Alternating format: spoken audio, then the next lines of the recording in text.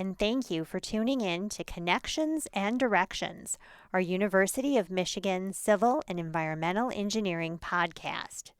My name is Michelle Santillian, and I am the CEE Marketing Communications Specialist and host of this series.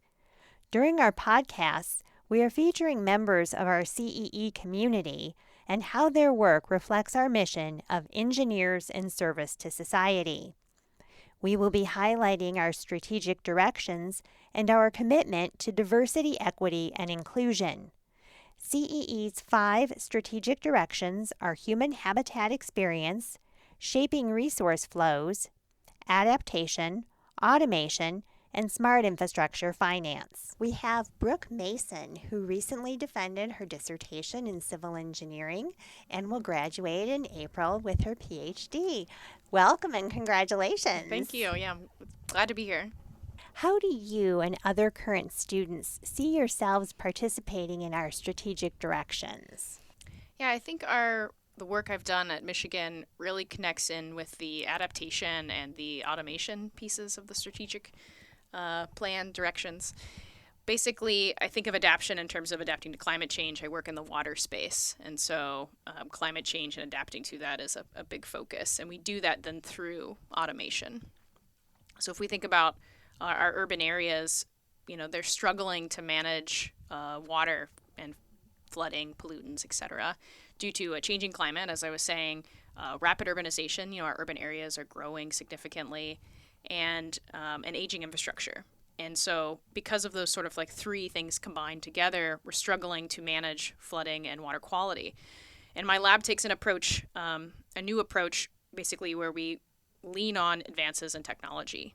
Generally the approach has been to just build bigger infrastructure, bigger pipes, bigger basins. But those are really expensive options that most communities just cannot afford. And so we're looking towards technology as maybe a way to basically better utilize our existing infrastructure. So if you think about transforming our passive infrastructure, right, water sort of flows passively through urban areas.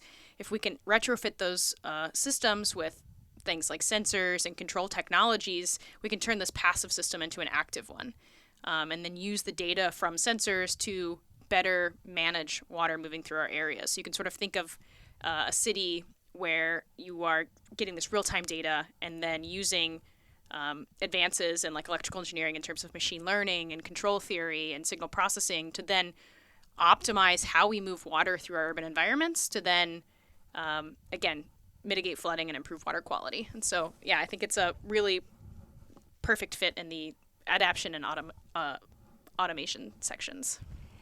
And now that you're looking to graduate and move on, how do you envision or see yourself becoming that engineer who is in service to society? Yeah, I think, the reason I became an engineer and a lot of students look to engineering is to be, to serve our communities. And so for me, I think that is exactly how I want to sort of walk through the world as an engineer. And so working in water and climate and communities, it's all of those things combined sort of are part of the service to society. And so I would like to basically continue on the work I've been doing in my PhD in the real world afterwards, and sort of help communities utilize these new advances, utilize these technologies, utilize data to better understand how water moves through our urban environments, and then to better manage both flooding and water quality. So how do you see DEI incorporated in our department? Not necessarily specific to a class or research area, although it can be if there are examples you would like to cite. Sure, yeah. I've been heavily involved in DEI since I started at Michigan. I think at first through GSEC, the Graduate Student Advisory Council, and then later on, I was served on the DEI committee, actually, and some hiring committees. And so there's a lot of sort of ways in which I think DEI is incorporated within the department outside of just coursework, for example.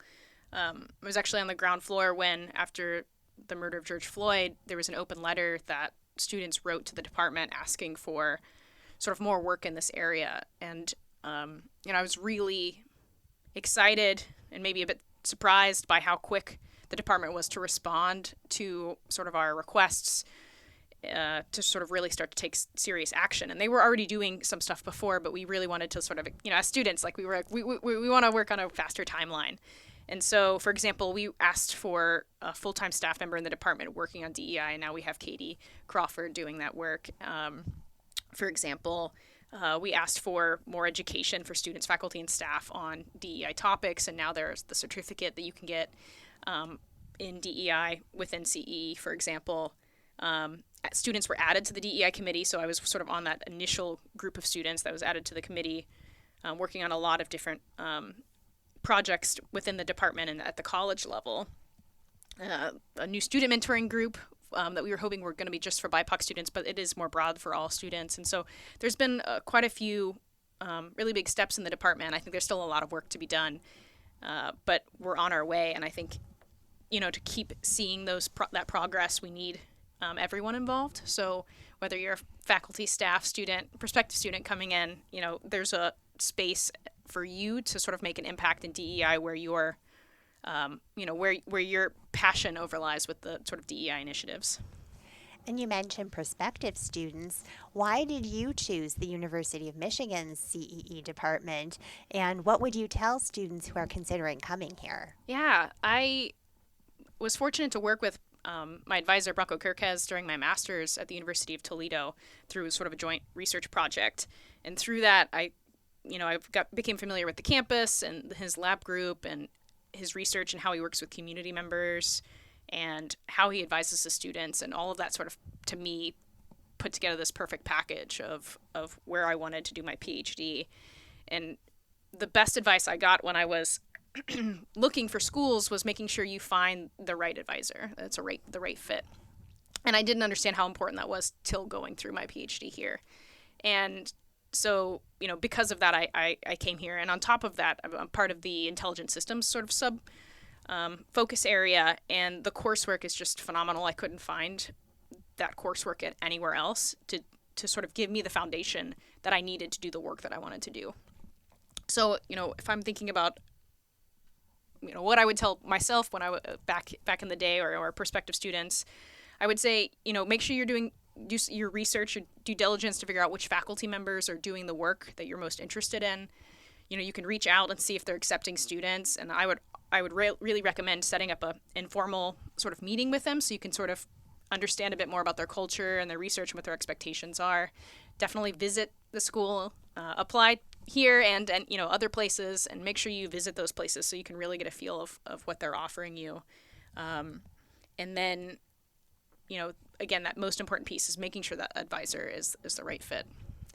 And you mentioned your specific area with regard to intelligent systems. Can you go into a little more detail about that? Yeah, sure. So it's sort of a newer area in civil engineering. It's sort of like that bridge between electrical and civil engineering, and basically we're trying to take the expertise of both areas and combine them. And so it's looking towards, again, sort of that technological piece and that data piece I was talking about earlier, and how we pull those things from electrical engineering and then apply them to civil engineering infrastructure, whether that be buildings, roadways, water in my case, and really figuring out how to sort of take civil engineering to the next level, the future, the technological era. So much of civil engineering is built on empirical formulas and sort of doing things the way we've done them for decades, centuries. And, now with climate change and all these things we need to learn to adapt to, and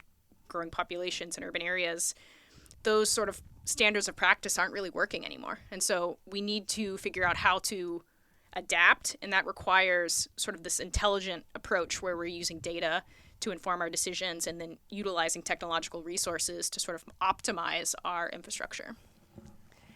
And how has your research focus enhanced your student experience? I think without my research experience, I would not be the confident researcher that I will leave the university as now. In the classroom, you're learning the fundamentals, you're learning the theory, you're applying it in homeworks sort of that are abstracted from the real world. And then you get to your research and you get to figure out, well, one, it's just not as easy as maybe applying a formula to an equation, for example. And so you need to sort of really learn to think critically and figure out how to apply what you've learned in the classroom to the research problem.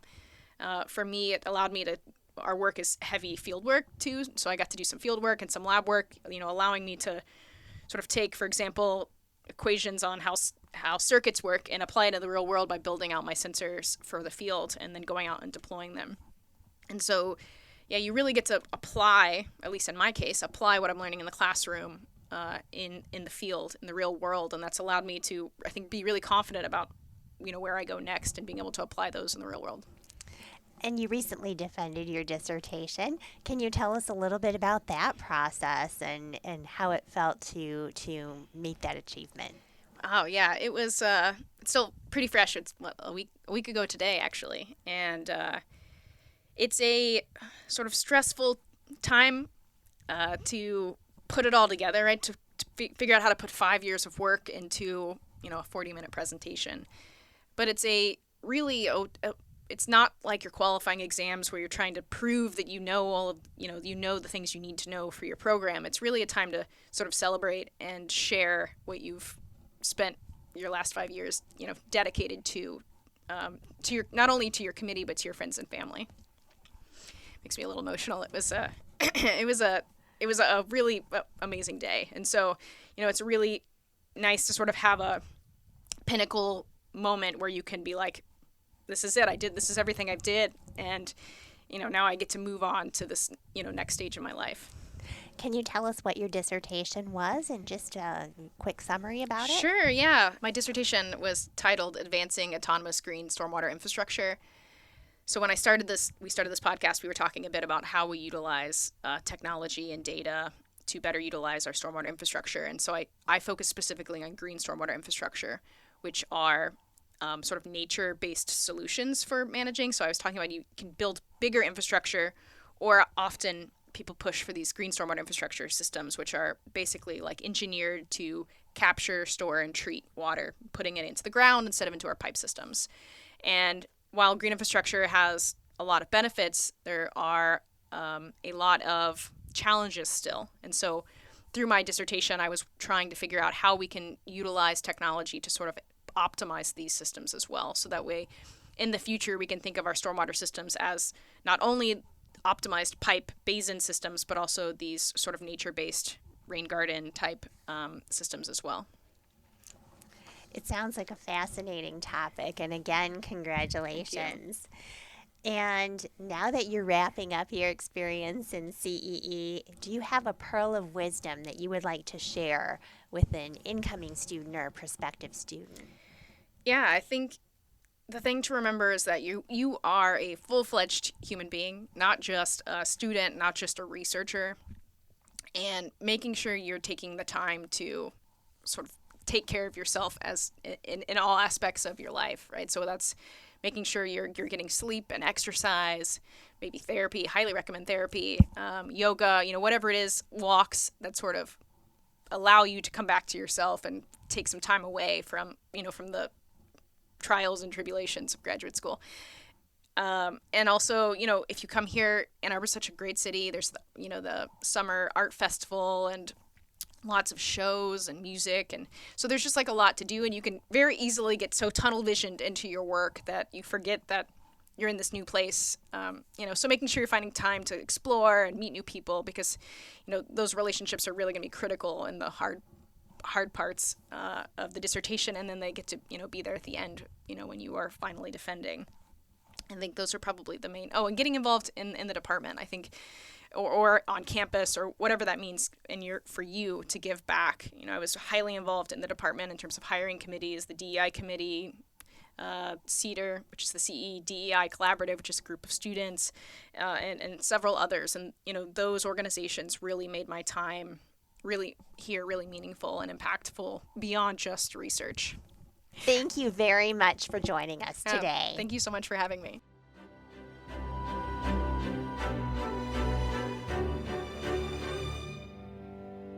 Thank you for listening to our podcast conversation.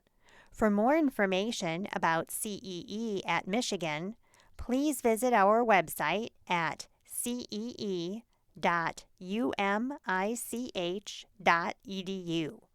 You can also reach our YouTube channel and Facebook, Twitter, Instagram, and LinkedIn pages from our website.